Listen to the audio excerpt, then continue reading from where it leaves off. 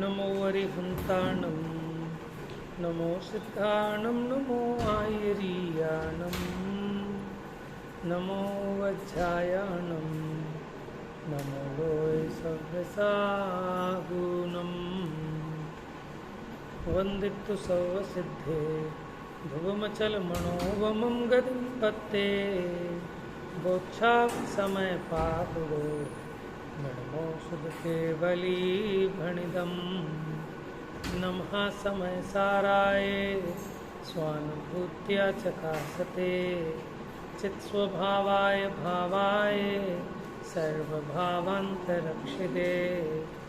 निज स्वरूप को परमरस जामे भरो अपार वंदो परमानंदमय समय सार अधिकार।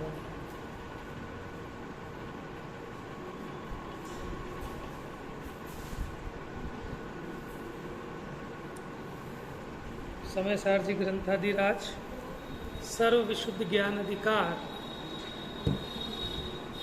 जिसमें लगभग समापन की ओर है और अंत में आचार्य देव कर्म के संन्यास की भावना को नचा रहे हैं कि कर्म का संन्यास कब होता है कि जब स्वरूप का ग्रहण होता है। कर्म के संन्यास की बात कहें या स्वरूप ग्रहण की, अस्ति और नास्ति की अपेक्षा दो बातें कही जाती हैं, है तो एक ही बात है।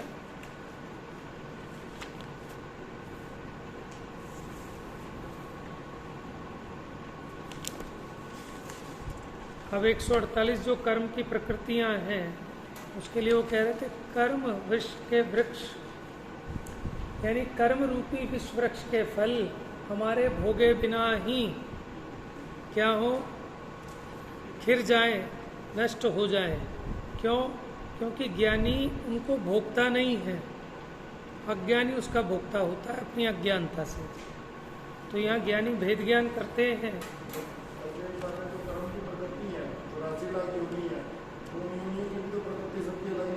बिल्कुल होगी, ये तो मोटे रूप में 148 प्रकृतियां हैं। वैसे तो असंख्यात भेद बनते हैं, हर एक टाइप के भाव का अलग अलग कर्म का उदय। सबकी अलग अलग ही होगी, बिल्कुल होगी, है ना। तो ये तो बहुत स्थूल भेद है 148, लेकिन यहाँ चर्चा तो उतना ही कर सकते हैं, असंख्यात की चर्चा संभव नहीं है।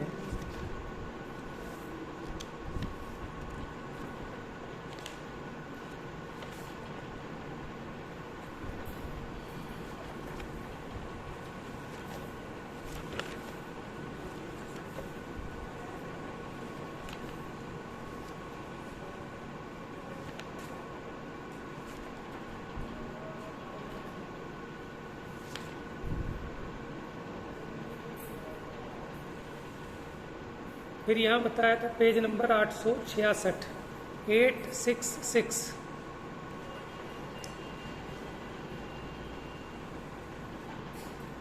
देखो, चौथे गुण स्थान में जीव सम्यक दृष्टि होता है, लेकिन गृहस्थी है, अभी उसको त्याग नहीं है। ठीक है। पांचवें गुण स्थान में अणुव्रत होते हैं, छठे गुण स्थान में व्रत होते हैं, लेकिन अभी उपयोग प्रमत्त है, प्रमादी है। सातवें गुण स्थान और उससे ऊपर की जो मुनि दशा है वो अप्रमत्त दशा है, वहाँ प्रमाद नहीं है। तो वो कहते हैं चौथे, पांचवें, छठे गुण स्थान में तो ज्ञान श्रद्धान की मुख्यता है, चारित्र की मुख्यता नहीं है वहाँ। और सातवां और उससे ऊपर चारित्र की मुख्यता है। कौन से चारित्र की बात है कि जब मैं ज्ञानमयी हूँ तो मुझे निरंतर अपने ज्ञान स्वरूप में ही लीन रहना चाहिए। ऐसा ज्ञान और ऐसी श्रद्धा वो मुख्य रहती है छठे गुण स्थान तक, और सातवें गुण स्थान से तो स्वरूप में लीन है। फिर तो बाहर में ना तो उपदेश होता, ना आहार होता, ना विहार होता। अब यहाँ जो 148 कर्म की प्रकृतियां हैं, तो कल ये बताया था कर्म वृक्ष को इन्होंने कहा विश्व वृक्ष। क्या कहा? विश्व वृक्ष। लेकिन विष जरूरी नहीं है कि कड़वा ही हो, कुछ कुछ विष ऐसे भी होते हैं जो खाने में मीठे लगे हैं, अथवा देखने में लुभावने लगे और अज्ञानी उसमें लुभा जाता है। जैसे जो किम्पाक फल है, कोई एक ऐसा सुंदर फल है कि जिसको देख के अच्छों का मन आकर्षित हो जाता है, लेकिन अब अज्ञानी को तो पता नहीं, वो तो लोभ में आके खा लेगा, ये तो बहुत सुंदर फल है, बहुत स्वादिष्ट लगता है? लेकिन जो ज्ञानी है, जो विवेकी है, उसको पता है कि इसको चखने मात्र से मेरे प्राण नष्ट हो जाने वाले हैं। अब बताओ कितना ही सुंदर फल हो, है? जैसे मान लो आपका जो मनपसंद फेवरेट स्वादिष्ट व्यंजन है वो बनाया गया, लेकिन उसमें इतना सा बस 1 मिलीग्राम वो क्या होता है, पोटेशियम, वो साइनाइड होता है, कौन सा होता है वो जहर, जरा सा अगर जीभ पे रखते ही खत्म आदमी। अब कितनी एक कढ़ाई भर के रबड़ी बनाई है आपके लिए बढ़िया एकदम प्योर शुद्ध, लेकिन आपको पता लग जाए कि इसमें सिर्फ 1 मिलीग्राम पोटेशियम साइनाइड डाला गया है। अब आप बताओ वो रबड़ी क्या आपको आकर्षित कर सकती है? नहीं कर सकती। वही पूजा में भी लिखा, अखिल विश्व के रम्य भोग भी मोह नहीं उपजा सकते। एक लाइन हो रही है ना इसकी, कि अखिल विश्व के कितने भी रमणीय भोग हों, कितनी सुंदर भोग सामग्री हो, लेकिन वो मोह नहीं उपजा सकती। किसको? ज्ञानी को। क्योंकि ज्ञानी को कैसे दिखते हैं वो भोग? जैसे नाग काले हैं, काले नाग ज़्यादा जहरीला होता होगा या तो है, तो जहाँ दिख रहा है ठीक है कि भाई इसमें तो यहाँ सांप था, सांप मुंह मार के गया उस रबड़ी में, तो बताओ आपने बड़े चाव से बनवाई थी, बड़ी मेहनत से बनी थी, बिल्कुल अठपहरे वाली, सामने बिल्कुल खड़े होकर 8 घंटे में तो उसकी घुटाई हुई थी, उसका वो काढ़ा था उसको, लेकिन आपको दिख गया कि काला सांप यहाँ से गुजरा है, माने आपको संशय भी हो गया, भले ही वो गया कि नहीं गया आपने नहीं देखा, लेकिन अगर आपको संशय मात्र भी हो गया कि कहीं इसने मुंह ना मार दिया हो सांप ने, आप बताओ कौन तैयार हो जाएगा? तो भाई साहब ये ऐसी रबड़ी 50,000 में भी नहीं बन पाएगी, खाली पैसे से थोड़ी बनती है, परिणामों से बनती है, उपयोग लगाया, समय लगाया, सब चीज़ की है, भावनाएं लगाई, भावना की चर्चा की थी ना, हर चीज़ में भावना लगाता है, जहाँ लगानी चाहिए वहाँ नहीं लगाता। तो कितनी भावना लगाई इसने। अब वो महिला, उसने मानो कोई फेवरेट डिश बनाए और वो सही ना बने तो उसका मन दुखी होता है ना। क्यों दुखी होता है? हम तो कहते हैं क्या हुआ, कोई बात नहीं, 20 रुपये का तो नुकसान है, क्यों मन को दुखी करना। कि बात 20 रुपये की नहीं है, उसने जो उसमें भावना लगाई थी, पहले दिन से वो तैयारी कर रही थी, ये भिगो वो भिगो, सुबह से उठते से ही उसे सपने में भी यही आ रहा था, फिर यूट्यूब पे रेसिपी देख रही थी कि कोई गड़बड़ ना हो जाए, समझ में आए, सारी चीज़ों का ध्यान रखते हुए है वो भावना लगाई थी उसने उसमें। वो भावना बड़ी बेशकीमती है। अब जो दुख हो रहा है वो किसका हो रहा है? कि वो जो भावना लगाई थी उसका दुख है। ठीक है, तुम्हारा जो 20-50 रुपए का नुकसान है उसकी वजह से दुख नहीं है। तो इसलिए भावना सही जगह लगाए तो कल्याण हो जाए। जहाँ अपनी चलती नहीं है वहाँ अपना सारा उपयोग, अपनी शक्ति, अपना बल, अपना सामर्थ्य लगाता है। माने जो डेली एक जैसी बढ़िया रोटी बनती हो गोल गोल, वो भी ये गारंटी नहीं ले सकता कि आज भी वैसे ही बना दूंगा जैसी रोज बनती है। समझ में? क्योंकि वो आपके हाथ में नहीं है, वो पुद्गल का परिणमन है। आपका तो बस भाव निमित्त होता है, तो कभी सही बनती है, कभी कम, कभी नमक कम रह जाता है, कभी ज़्यादा, और कभी कभी बिल्कुल एक्यूरेट हो जाता है। तो ऐसा क्यों है? जो महिला 50 साल से डेली खाना बना रही है, वही सब्जी बना रही है, उसके में क्यों नमक कमती बढ़ती हो जाता है? और वही 2 प्राणी हैं, दोनों प्राणी का ही बनना है डेली, ये नहीं कि कोई ज़्यादा बनाया कि कम बनाया। नमक भी वही सेंधा नमक हाथ से कुट के ही डलना है। फिर ऐसा क्यों होता है? इसको लगता है कि मैं बनाने वाला हूँ, लेकिन आप बनाने वाले वास्तव में है नहीं। आप तो सिर्फ वो इच्छा करने वाले हैं, अपनी इच्छा कर कर कर सुखी दुखी होते हैं। तो इसलिए सुख में होकर मगन न फूलें, दुख में कभी ना घबराएं। बच्चे को जो खिलौना मिलने पर जितनी ज़्यादा खुशी होती है, उस खिलौने के टूटने पर दुख भी उतना ही ज़्यादा होता है। समझ में आया? तो इसलिए जो हमारी भावना है, जो हमारा उपयोग है, वो बहुत कीमती है। तो वो ऐसी जगह लगाओ कि जहाँ फेल ना हो। आप ही बताओ, आपको किसी ने कह दिया राह चलते ने कि आप एक काम करो साहब, अपने बच्चे को डॉक्टरी में एडमिशन दिला दो, तो आप दिला दोगे क्या? आप कहोगे भैया सोचने की बात है, पहले तो 1 करोड़ रुपया चाहिए पढ़ाई के लिए डॉक्टरी की, फिर जिंदगी के 6 साल चाहिए, समझे? फिर उस बच्चे की बुद्धि भी तो चाहिए, और बुद्धि भी हो लेकिन उसका रुझान, उसका माने अगर उसका मन नहीं है वो करने के लिए, तो फिर बेकार है। तो आदमी वहाँ अपना समय, भाई सब 6 साल ऐसे क्यों खराब कराने, तो नहीं करता ना, तो कहाँ लगाता है कि सब चीज़ों का विचार करके। उसी प्रकार हम भी अपने उपयोग को कहाँ लगाएं कि उसके पहले विचार कर लें कि तुम 6 साल लगा तो दोगे, लेकिन 6 साल लगाने पर भी काम नहीं होगा तो फिर सुसाइड कर लेगा बच्चा, या हम कर लेंगे तो भाई हमने तो सारी पूंजी लगा दी घर बेच के। तो ऐसे यहाँ होता है कि जहाँ अपनी नहीं चलती, हम अपना सारा उपयोग शक्ति वहाँ लगा देते हैं, और अनुकूल हो गया तो रौद्र ध्यान करते हैं, तो भी कर्म बांधते हैं, और प्रतिकूल हो गया, विफल हो गए तो आर्त ध्यान करते हैं, तो भी कर्म बांधते हैं। माने सब्जी अगर बढ़िया बन गई, ठीक है, तो भी वो महिला कर्म बांधेगी रौद्र ध्यान करके। खाई आज तक ऐसी सब्जी? ठीक है, कोई बना सकता है दुनिया में ऐसी बढ़िया सब्जी? तो क्या हो रहा है कि कर्म का विशेष बंद हो रहा है, घमंड हो रहा है ना, मान कसाय का पोषण हो रहा है, तो गाफिल है, नशे में है जीव। और अगर कदाचित खराब हो जाए तो अपने अंदर में कुड़ कुड़ के परेशान हो के मर जाएगा, अथवा बच्चे हों तो उन्हें पीट देगा कि इनके चक्कर में मैंने कहा था अभी गैस मत जला, इसने फिर भी गैस जला दी, इसलिए खराब हो गई। इनसे कहा था अब की बार घिया अच्छे वाली लाना, फिर घटिया वाली घिया ठाला, इसलिए खराब हो गई। अब वो उसका मन छल भी कर रहा है कि कहाँ किसके ऊपर ये ठीकरा फोड़ा जा सकता है। तो परिणामों में कितनी आकुलता का भोग हो रहा है। माने अगर सफल हुए तो भी कसाए, और विफल हुए तो भी कसाए। सफल हुए तो मान कसाए, और विफल हो गए तो क्रोध कसाए, दोनों ही परिस्थितियों में। लेकिन हम कहते हैं आप ऐसी जगह अपने उपयोग को लगाते, ऐसी जगह इन्वेस्ट करते कि जहाँ नुकसानी का काम ही नहीं है, वहाँ प्रॉफिट ही प्रॉफिट है।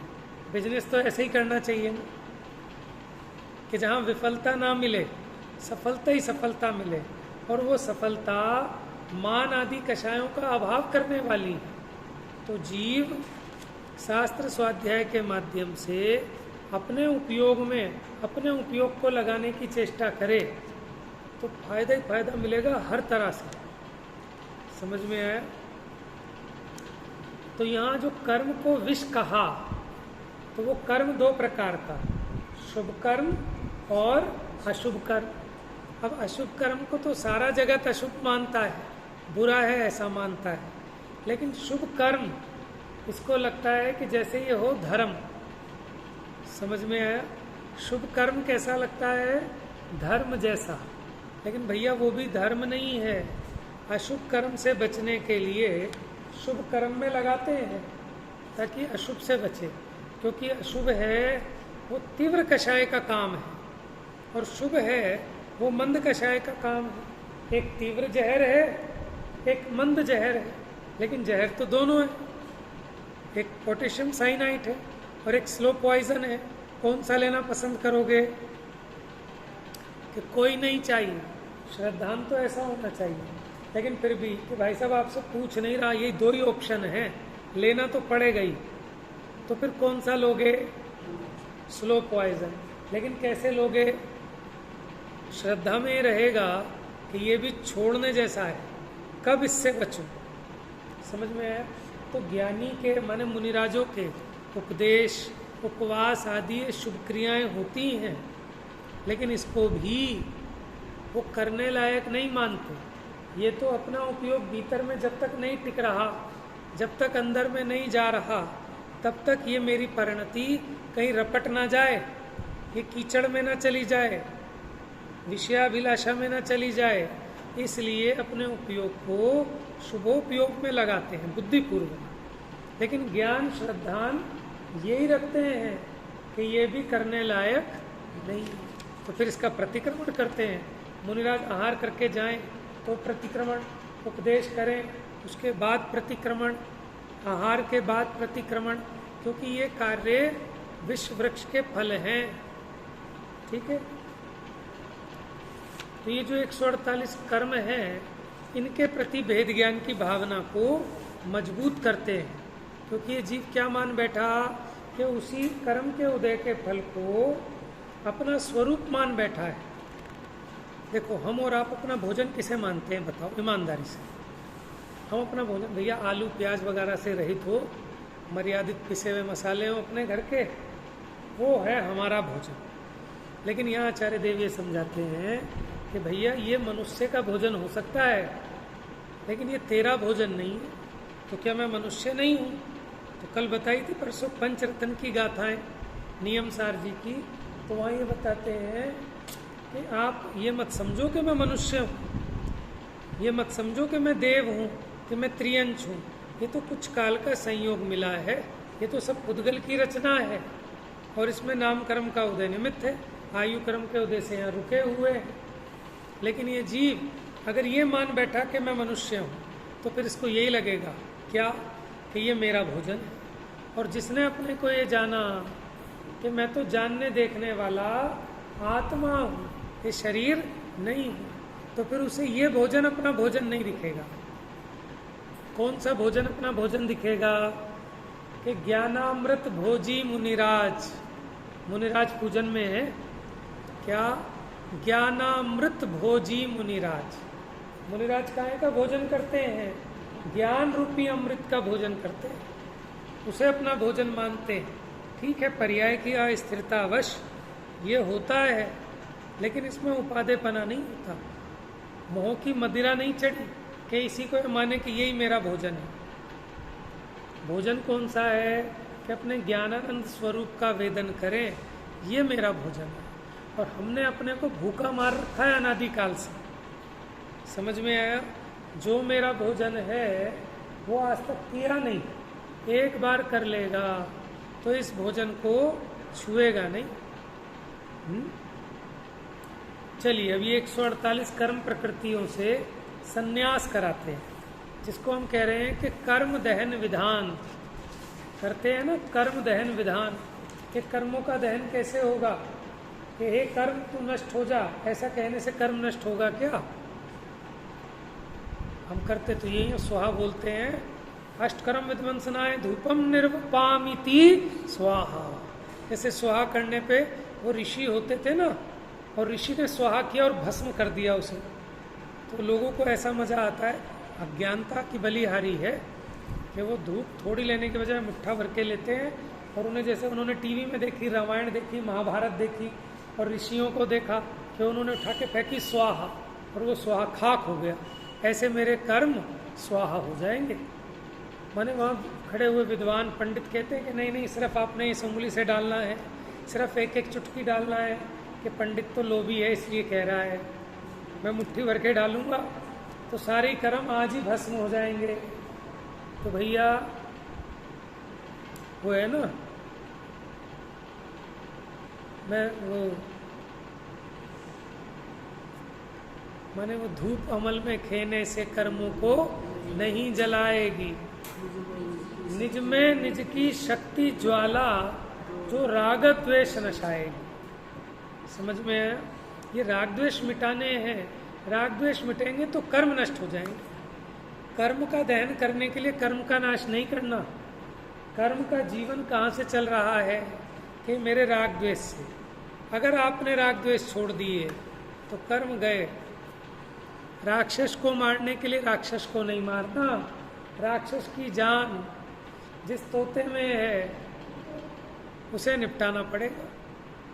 तोता निमट गया तो राक्षस गया। तो ये जो 8 कर्म हैं, ये 8 कर्मों का आप कुछ नहीं कर सकते। लेकिन ये आ क्यों रहे हैं? तो तुम यहाँ राग द्वेष कर रहे हो। तुम ये राग द्वेष छोड़ दो तो ये सारे कर्म खत्म है। अब ये राग द्वेष कैसे छोड़ें? तो अब ये पता लगाओ कि राग द्वेष होते क्यों हैं। कि जब तुम अपने ज्ञान स्वरूप को नहीं जानते, अपने ज्ञान स्वरूप में लीन नहीं रहते, तब राग द्वेष होते हैं। अब वो राग द्वेष 2 तरह के होते हैं, या तो मंद होते हैं या तीव्र होते हैं। मंद राग को शुभ भाव कहते हैं और तीव्र राग को अशुभ भाव कहते हैं, लेकिन दोनों से ही कर्म बनते हैं। तो अब क्या करे ये जीव? क्या अब इनसे भेद विज्ञान करे और निज में निज की शक्ति ज्वाला जो राग द्वेष दशाए। अपने इन राग द्वेष को मिटाने के लिए मुझे ये नहीं चाहिए। अज्ञानी क्या कहते हैं, साहब देखो इतने गंदे लोग हैं, अब द्वेष नहीं होगा तो क्या होगा? तो ठीक है, पहले तुम्हें अच्छे लोग ला के दें तो फिर तुम्हारा द्वेष नहीं होगा, तो फिर राग होगा। तो हमें तो न राग चाहिए न द्वेष चाहिए। तो राग द्वेष उत्पन्न होते हैं अज्ञानता से। जब मुझे लगता है कि ये मेरा इष्ट है, ये मेरा भला कर सकता है, तो उससे राग होता है। और ये मेरा बुरा कर सकता है, इन परिणामों से द्वेष होता है। और जब ये समझ में आया कि इस दुनिया में कोई ना तो मेरा भला कर सकता ना मेरा बुरा कर सकता, तो किससे तो राग करूं और किससे द्वेष करूं? तो राग द्वेष उत्पन्न ही नहीं होती। जब तक आपका ज्ञान नहीं मिटेगा तब तक कषाय मिट नहीं सकती। ठीक है, इसलिए ज्ञान कराते हैं। Page number 871, 871। अब टीका में समस्त कर्म फल के संन्यास की भावना को न चाहते हैं। संन्यास माने त्याग, कि इनका त्याग करना है। अब त्याग ऐसे नहीं होगा, उसकी भावना भानी पड़ेगी। देखो, अब 148 कर्म हैं, ये कर्म की प्रकृतियां हैं। 8 मूल कर्म हैं। पहला ज्ञानावरणी, ठीक है, उसके 5 भेद। ज्ञानावरण माने जो ज्ञान पर आवरण डालने। क्या कहा? ज्ञान पर आवरण डालने। ज्ञान है चेतन और ज्ञानावरणी कर्म है जड़। तो जड़ में इतनी ताकत है क्या कि चेतन का कुछ कर सके? कर सकता है क्या? जड़ कर्म घुमाता है मुझको। ये कैसी भ्रांति है? सम्यक है कि मिथ्या है? तो मिथ्या माने तो झूठ होता है, मिथ्या माने तो उल्टा होता है। जड़ कर्म घुमाता है मुझको, यह मिथ्या भ्रांति रही मेरी। मैं राग द्वेष किया करता, जब परिणति होती जड़ केरी। यों भाव कर्म या भाव मरण, सदियों से करता आया हूँ। है आगे क्या है?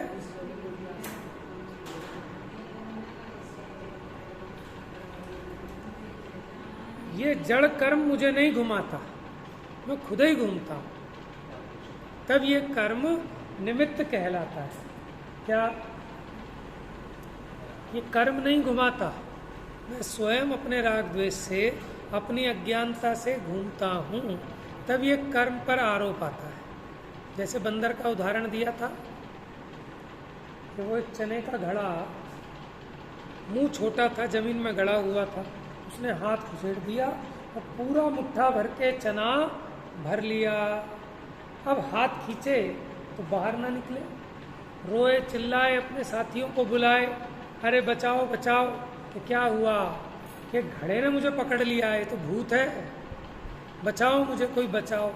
अब उसके सारे साथी आ गए हैं और उसे खींच रहे हैं, सारी मेहनत कर रहे हैं, लेकिन नहीं बचा पा रहे बेचारे।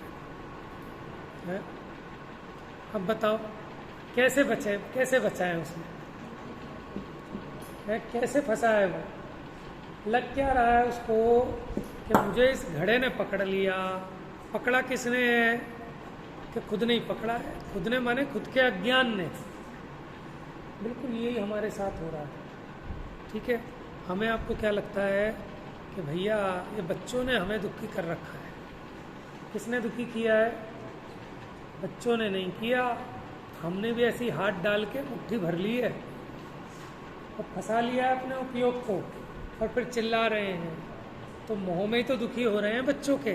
बच्चे तो कहते जाओ पापा आप जाओ, हम कर लेंगे, आप चिंता मत करो हम कर लेंगे, कह रहे हैं ना हम दुकान संभाल लेंगे जाओ, लेकिन हम ही जाके राजी नहीं। बच्चे कहेंगे आप जाओ गिरनार जी जाओ, जाओ 4 धाम की यात्रा पे जाओ, आप टेंशन मत लो हम संभाल लेंगे। लेकिन हमें तो टेंशन लिए बिना खाना हजम नहीं होगा। तो हम भी उस बंदर से कम नहीं है। समझ में आया? एक भजन है, अपनी सुध भूल आप दुख उपायो, जो मृग जो नभ जो शुक नभ चाल विसर नलनी लटकायो। अपनी सुध भूल आप दुख उपायो। तो मेरे दुख का कारण कौन है? तो मैंने स्वयं ही अपना दुख उत्पन्न किया है। कैसे? अपनी सुध भूल, यानी मुझे मेरी खबर नहीं है, इसीलिए मैं दुखी हो रहा हूँ। कि कैसे? जैसे तोता आकाश में उड़ने की उसकी चाल है, तो अपनी उस चाल को भूलकर नलनी पर उल्टा लटक रहा है। नलनी बताई थी ना, मैंने एक कुएं के ऊपर एक तार रखा और तार के ऊपर एक खोखला बांस चढ़ा दिया। बांस क्या, एक हल्की लकड़ी, जैसे पंखा घुमाने वाले पे होती थी ना ऐसी, वो एक पोला सा उसका लकड़ी का कवर। तो क्या करते हैं तोता पकड़ने के लिए, कुएं के ऊपर एक तार और तार के ऊपर एक पोपला खाली है लकड़ी का, क्या कहेंगे उसको, पाइप टाइप का। ठीक है, उसी को कहते हैं नलिनी। तो अब कबूतर आकर उस नलिनी पर बैठा, और जैसे ही बैठा वो तो घूम जाएगा, तो घूम गया तो उल्टा हो गया। अब उसको क्या लगा, अरे बाप रे मैं तो पकड़ा गया, मुझे पकड़ लिया। बताओ उसे किसने पकड़ा है? जब वो उल्टा हुआ ना, उसने और कस के पकड़ लिया। किसने? तोते ने। अभी अगर वो उसको छोड़े तो आज़ाद है कि नहीं है? पकड़ा किसने है? नलिनी ने तोते को पकड़ा है कि तोते ने नलिनी को पकड़ा है? लेकिन लगता कैसा है? बस ये जो लगना है, ये जो अज्ञान है, यही संसार का बीज है। और जिसको ये गुत्थी समझ में आ गई, क्या कि नलिनी ने मुझे नहीं पकड़ा, तो मैं नहीं पकड़ा हुआ है, तो छोड़ेगा और उड़ जाएगा। समझ में? कदाचित किसी तोते को महाभाग्य से कोई गुरु मिल गए और उन्होंने समझा दिया कि हे भाई कहाँ अटके हो, कहाँ रचियो पर पद में न तेरो, पद ये है क्यों दुख लहे। अब तो सुख हो सुखी, दाव मत चूको। ये भैया शिकारी आ जाएगा, वो हर वक्त थोड़ी बैठा रहता है, वो तो शाम को आता है, दिखता है कि 4 तोते लटके पकड़ लिए। तो ऐसे यहाँ दौलत राम जी याद दिलाते हैं कि कहाँ रचियो पर पद में न तेरो, कि कहाँ तू अपने को पापा माने बैठा है, कहाँ पति माने बैठा है? क्या क्या माने बैठा है अपने को, कि तू सब अपने भ्रम से अटका हुआ है इसमें। और अभी तू इसको छोड़ दे तो जैसे मुनि अपने आनंद में मस्त हैं, ऐसे तू भी अपने आनंद में मस्त हो सकता है। तो मुनिराज कहते हैं कहाँ रचियो पर पद में न तेरो, कि वो तेरा पद नहीं है जहाँ तू बैठा है। कहाँ बैठे हैं हम? कि मैं ऑफिसर हूँ, मैं बिजनेसमैन हूँ, है, मैं पापा हूँ, मैं चाचा हूँ। पापा देखोगे तो बच्चे दिखेंगे, इनकी जिम्मेदारी है। ठीक है, अपने आप को व्यापारी देखोगे तो व्यापार की जिम्मेदारी का बोझा दिखेगा। समझ में? अपने आप को ज्ञायक देखोगे तो ज्ञान ही ज्ञान दिखेगा। ना कुछ करना ना कुछ धरना, बस आनंद करना। समझ में आया? ये अपना काम है। तो ऐसे ही हम भी उसी तोते की तरह अपनी अज्ञानता से, अपने भ्रम से इन बच्चों में, परिग्रह में, व्यापार में, अपनी कसायों में अटके हैं। और मानते किसको हैं? कि साहब इनके कारण, इनके कारण ये बच्चे बेचारे बड़े हो जाएं, फिर मैं आत्म कल्याण करूंगा। मैंने सोच रखा है कि बच्चे तो बड़े हो जाएंगे लेकिन उनके छोटे हो जाएंगे। फिर समझ में आया कि व्यापार के आज से 10 साल बाद, जब तू अभी नहीं छोड़ पा रहा है इतने छोटे व्यापार को, आज से 10 साल बाद ये 10 गुना और फैल जाएगा।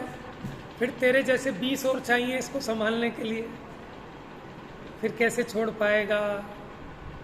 देखो ये बात तो लिख के रख लेना कि जो आज नहीं छोड़ पा रहा और ये सोचता है कि कल छोड़ दूंगा, बहुत मुश्किल है। क्योंकि अब सर्पणी काल है, दिन पे दिन परिणाम गिरेंगे, उठने वाले नहीं है। उस सर्पणी काल में तो था कि आगे आगे, अभी तो देखो कि जैसे जैसे जीव मृत्यु के नजदीक आता जाता है वैसे वैसे तृष्णा और अधिक बढ़ती जाती है? वो है ना, किंतु पल पल विषय तृष्णा तरुण होती जा रही, प्रत्येक पल जर जर जरा नजदीक आती जा रही। कि बुढ़ापा तो नजदीक आ रहा है और इच्छाएं जवान हो रही हैं। आप सोचो 20 साल पहले झांक के देखो, जब हम जवान थे तब कितनी इच्छा थी, परिग्रह की, 5 इंद्रियों के विषयों की, इसकी उसकी दुनिया भर की। अब वो इच्छा घटनी चाहिए ना, क्योंकि अब बुढ़ापे की तरफ बढ़ रहे हैं। अब आप अपने आप टटोल लें कि वो इच्छा, वो कषाय घट गई कि बढ़ गई। समझ में आया?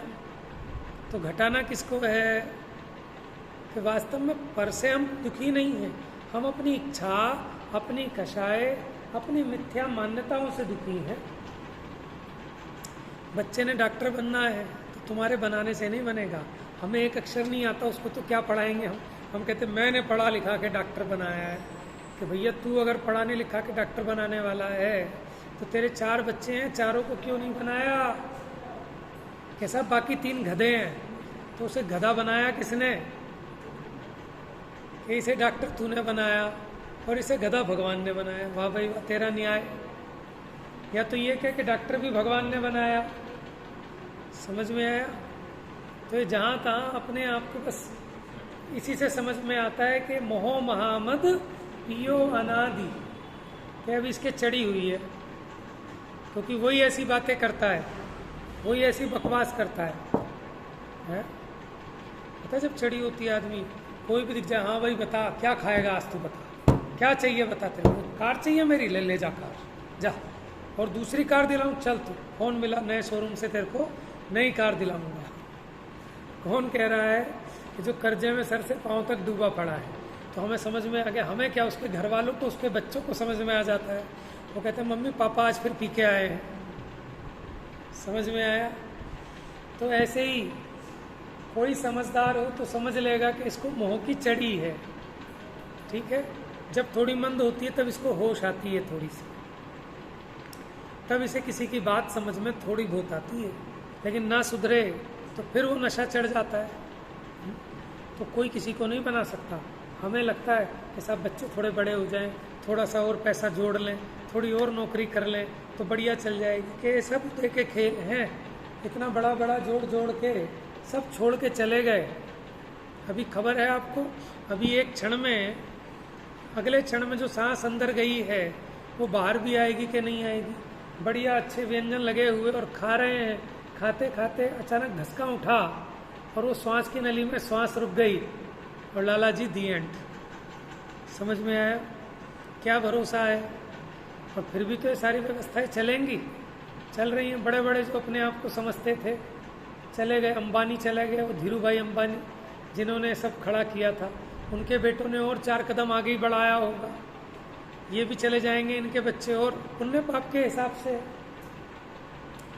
तो वहाँ हमारी अकल की ज़रूरत नहीं है। इस काम के लिए 148 सिपाही लगे हैं, जो 148 कर्म की प्रकृतियाँ हैं कि कब तुझे खाना मिलना है, कब कैसा पुत्र मिलना है, कब कैसी पुत्री मिलनी है। ठीक है, कब तुम्हारे साथ क्या बिहेवियर होना है, कब धन आना है, कब धन जाना है। इन सब के लिए 148 कर्म लगे हुए हैं अपने काम पे, लेकिन फिर भी हम टांग घुसाते हैं कि मैं करता हूँ। तो इस बात का करा रहे हैं प्रतिक्रमण कि मैंने आज तक ये अपराध किया कि जो काम मेरा नहीं था उसको अपना काम माना, और जो अपना काम था वो आज तक किया नहीं। तो ज्ञानावरणी कर्म की 5 प्रकृतियां, मति ज्ञानावरण, श्रुत ज्ञानावरण, अवधि ज्ञानावरण, मनापर्य ज्ञानावरण और केवल ज्ञानावरण। अब ये कर्णन योग का विषय नहीं पढ़ाना, यहाँ अध्यात्म का विषय है, इसलिए हम उसको कर्णन योग की तरफ नहीं ले जाएंगे, सिर्फ भेद ज्ञान के प्रयोजन से चर्चा है। देखो, मैं मति ज्ञानावरणी कर्म के फल को नहीं भोगता, भोगता नहीं कि भोग सकता नहीं, 871, भोगता नहीं कि भोग सकता नहीं। क्यों नहीं भोग सकता? क्योंकि मैं अरूपी आत्मा और कर्म है रूपी उद्गल। तो अरूपी द्रव्य रूपी द्रव्य का कुछ भी नहीं ले सकता, कुछ भोग नहीं सकता उसका। तो जो कर्म का फल है वो कर्म की दशा है, कर्म में रहे, कर्म ही अपने उन परिणामों रूप परिणमित होता है जड़ के, उनसे मैं नहीं प्रभावित होता, लेकिन मैं मेरी अज्ञानता से होता हूँ और मानता क्या हूँ कि कर्म ने करा है। कर्म तो निमित्त मात्र है, होता मैं मेरी अज्ञानता से। अगर मैं मेरी अज्ञानता को छोड़ूं तो कर्म भी चले जाएंगे। देखो, जो अपनी मदद खुद करते हैं, भगवान भी उन्हीं की मदद करते हैं कि जो अपनी मदद खुद करते हैं। जो खुद अपना काम नहीं करे उसका दूसरा भी कोई हेल्प नहीं करेगा। समझ में? माने कट्टा है कोई भारी और जीना चढ़ाना है, हम उठाए नहीं, तुमसे कहें भैया ज़रा चढ़वा दो, मदद कर दो, कोई नहीं करेगा। लेकिन जब मैं खुद उठा रहा हूँ उसको और फिर कोई परेशानी आ रही है, तब उसमें दूसरा भी सहायक होता है, निमित्त होता है। तो जब जीव भेद विज्ञान करता है तो कर्म भी फिर अड़ते नहीं हैं, वो कर्म भी अपने आप मंद हो जाते हैं ऑटोमेटिकली। और जब ये आत्म साधना नहीं करता, विषय भोगों में अपने उपयोग को लगाता है, तो वो कर्म भी उत्कर्ष, उसका उत्कर्षण हो जाता है, उसके स्थिति अनुभाग बढ़ जाते हैं। तो मैं ज्ञानी होने से, ज्ञानी का मतलब शास्त्र ज्ञानी की बात नहीं, पंडित बने की बात नहीं, ज्ञानी माने मैं चेतन हूँ ना, जानने देखने वाला हूँ। तो जो ज्ञान का बना है वो ज्ञानी नहीं है तो क्या अज्ञानी है? ज्ञान का ही बना हूँ ना मैं, ज्ञानमय मेरा स्वरूप है, इसलिए मैं ज्ञानी हूँ, इसलिए जड़ कर्म के फल को मैं भोग नहीं सकता। चैतन्य स्वरूप आत्मा का ही संचेतन करता हूँ, अर्थात एकाग्रतया अनुभव करता हूँ। माने अब ये प्रतिक्रमण हो रहा है, कर्मों का संन्यास हो रहा है, कैसे त्यागना है इसको, ये पर है ऐसा जानकर त्याग किया जाता है। 34वीं गाथा समय सार जी कि त्याग कहाँ होता है? त्याग ज्ञान में होता है। कहाँ होता है? क्योंकि ग्रहण भी ज्ञान में ही किया, इसलिए त्याग भी ज्ञान में ही होता। उस बंदर को तो निकलवाओ। अब उस बंदर को भी कोई आगे बुजुर्ग समझदार, कोई बड़ा बंदर जिसने दुनिया देखी थी, वो हंसने लगा, कह रहा अरे मूर्ख चंद, एक घड़े ने तुझे नहीं पकड़ा, तेरी आसक्ति ने तुझे पकड़ा है। किसने पकड़ा है? उसकी आसक्ति ने, कि इसमें से थोड़े चने कम कर। क्या कर? कि मुट्ठी में जो तूने ज़्यादा चने भर लिए हैं लोभ में आकर, इस लोभ कसाय को थोड़ा कम कर, मैंने थोड़े छोड़ उसको, तो आराम से बाहर निकल आएगा। समझ में? जब उसने मुट्ठी कम की तो निकल आएगा, और कदाचित ना निकले तो भैया सारा छोड़, पूरा निकल आएगा। समझ में आए? ऐसे ये जीव लोभ के वशीभूत, लोभ पाप को बाप बखाना, लोभ को पाप का बाप कहा है, क्योंकि लोभ के वशीभूत होकर ही जीव घोर पाप करता है। समझ में आया? तो यहाँ भेद ज्ञान कर रहे हैं आचार्य देव, और उनके निमित्त से हम भी कर रहे हैं कि मैं जब ज्ञानमयी हूँ, ज्ञान स्वरूपी हूँ, तो मैं पुद्गल कर्म के फल को भोग नहीं सकता। तो इसलिए भेद ज्ञान करके अपने जो ज्ञान स्वरूप है मैं उसका संचेतन करता हूँ, मैंने उसका अनुभव करता हूँ, उसको अपनी दृष्टि का ज्ञान का विषय तो बनाया था, अब उसी में लीन होता हूँ। यहाँ चेतना माने अनुभव करना, वेदना, भोगना, और संचेतना माने सम्यक प्रकार से एकाग्रतया से अनुभव करना। ऐसा यह सब कर्मों में लगाएंगे, ऐसे 148 की 148 प्रकृतियों में लगा लगा के दिखाएंगे। अपने को क्या लगता है कि मति ज्ञानावरण से, मति ज्ञानावरण की कृपा से ज्ञान प्रकट हुआ, इंद्रिय और मन के निमित्त से होने वाले ज्ञान को मति ज्ञान कहते हैं, और उस ज्ञान पर जो आवरण डाले उसे मति ज्ञानावरण कहते हैं। तो उस ज्ञान पे आवरण नहीं डालता। जब ये जीव स्वयं अपनी अज्ञानता से अज्ञान रूप परिणमित होता है तब उसमें ज्ञानावरणी कर्म का उदय निमित्त कहलाता है। देखो जैसे किसी ने एकदम आपको ऐसे किया धप्पा एकदम, और आप अचानक गिर गए, तो आप बताओ इसने तो आपको टच भी नहीं किया और आपको सब इसने गिरा दिया। तो ये बात बिल्कुल झूठ साबित हो जाएगी अदालत में कि जब कैमरे लगे हुए थे उसकी फोटो मंगाई जाएगी थर्ड एम्पायर की, तो साफ दिखाई देगा कि इसने तो तुम्हें टच भी नहीं किया, तो इसने गिरा कैसे दिया? बताओ इसने गिराया कि नहीं गिराया? कि गिरा स्वयं के भय से। कहाँ से गिरा? स्वयं के भय से गिरा, लेकिन उस भय में ये निमित्त मात्र था। लेकिन ये निमित्त कब हुआ? कि जब आप भयभीत हुए। लेकिन अगर आप भयभीत नहीं होते तो ये निमित्त भी नहीं कहलाता गिराने का। समझ में आया? आपने दूध उबलना रखा गैस पर और बच्चे ने बातों में लगा लिया, अब दूध निकल गया, चाटा किसको मिलेगा? दूध निकाला किसने? बच्चे की जिम्मेदारी थी कि मेरी जिम्मेदारी थी? उबलने मैंने रखा, ध्यान मैं रख रहा हूँ, लेकिन बच्चे के साथ बातों में लग गए तो चाटा उसको पढ़ना है। अब और ज्ञानी हो तो खुद के मारे। खुद के मारना इसका नाम प्रतिक्रमण है। मारना माने ऐसे मारना नहीं, अपनी गलती स्वीकार करना। समझ में आया? और अज्ञानी क्या करता है कि अपने दोषों का आरोपण दूसरे के ऊपर करता है कि तेरी वजह से देख सारा दूध निकल गया। क्या सावधानी तुम्हारी है कि तुम देखो दूध तुमने रखा, तुम्हारा मन इतना चंचल कि तुम 10 मिनट खड़े होकर दूध में उबाल नहीं दे सकते, तुम पूछने लगे फालतू की बात और निकल गया तो बच्चा निमित्त हो गया। समझ में आ रहा है? अगर ये जीव जगत में अपनी गलती को पहचान ले, ऐसे गुस्सा करने का मौका ही नहीं मिलेगा।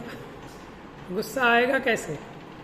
कि अपनी बेवकूफ़ी पे हंसी आएगी, और अपनी बेवकूफ़ी छोड़ेगा तो सुखी हो जाएगा। समझ में? शेष चर्चा। जा वाणी के ज्ञान से सूझे लोकालो।